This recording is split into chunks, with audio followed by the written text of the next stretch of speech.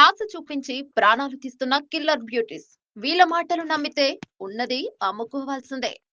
తెలుగు రాష్ట్రాల్లో betting apps వ్యవహారం ఇప్పుడు హాట్ టాపిక్ గా మారింది.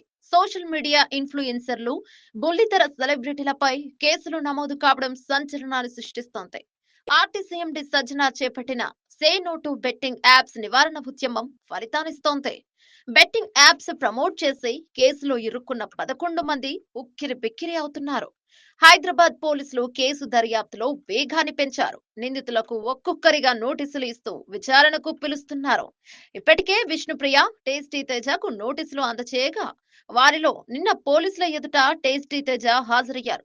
విచారణ సందర్భంగా తేజ బెట్టింగ్ యాప్ నిర్వాహకులకు మధ్య ఉన్న సంబంధాలపై పోలీసులు ఆరా తీశారు. ప్రమోషన్ లో భాగంగా ఎలాంటి నజరానా పొందాడనే వివరాలను రాబట్టారు. వీళ్లతో పాటు మరికొంతమందికి నోటీసులు జారీ చేయనున్నట్లు తెలుస్తోంది. బెట్టింగ్ యాప్స్ ప్రమోట్ చేసిన మరో 6గురికి పోలీసులు నోటీసులను జారీ చేశారు. నటి శ్యామల, రీతు చౌదరి, అజయ్, సుప్రీత, సన్నీ, సుధీర్, అజయ్, సన్నీలకు నోటీసులను ఇచ్చారు. వీరిని గురువారం నాడు విచారణకు హాజరు కావాలంటూ నోటీసులో పేర్కొన్నారు. కాగా కేసు నమోదైన పరేషాన్ బాయ్స్ ఇమ్రాన్ ఖాన్, హర్ష సాయి ఇప్పటికే దుబాయ్ కి పరారయ్యారు.